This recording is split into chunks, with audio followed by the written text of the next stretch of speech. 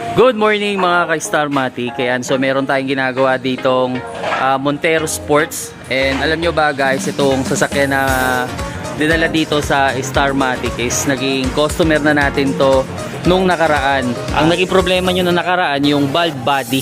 Ayan, so ang naging problema niya, valve body. Tapos, syempre, na-solve dito yan sa Starmatic by Sir Jun Mendez. Ayan, so okay na. After 2 months, naging maayos yung pagkaka-release sa kanya, satisfy siya. Then, ang nangyari naman ngayon, nagkaroon naman ng problema sa electrical tsaka sa starter. And syempre, o pagkakatiwalaan, Starmatic yan eh.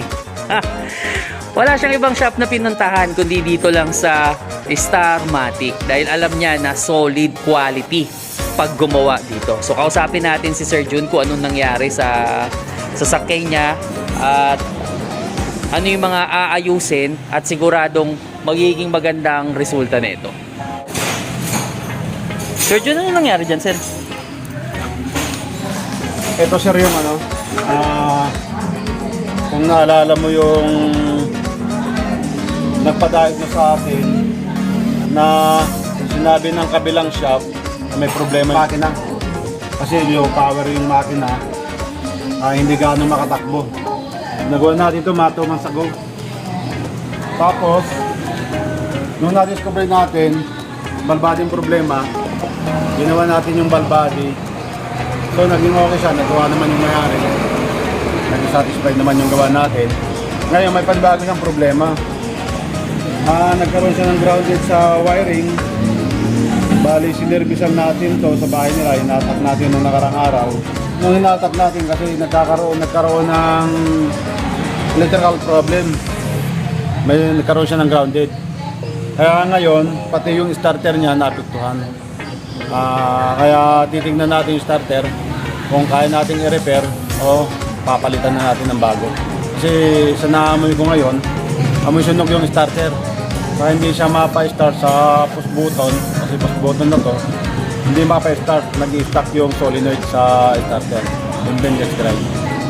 So yun ang titingnan natin kaya pinababa natin yung starter. Although natapos na natin yung wiring, wala nang problema sa wiring, bali yung starter na lang ang gagawin natin. Nagbaklas tayo ng gulong dito kasi medyo mahirap dukutin yung starter kaya bigadong nag-open tayo rito para matanggal natin yung wiring ng starter. Yung guys so kung may mga problema kayo sa inyong sasakyan, lalong-lalo na sa mga automatic transmission, yan. So nakikita nyo naman guys yung mga video na nilalabas namin, lahat ng mga kliyente namin is satisfied client, lahat sila talagang kung 5 star ang binibigay sa amin.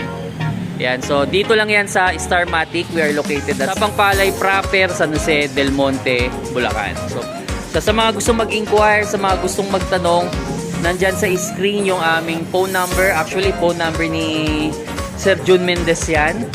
Direct call kayo kung gusto nyong manghingi ng tips or magtanong kung ano yung mga simpleng problema at kayang solusyonan sa cellphone.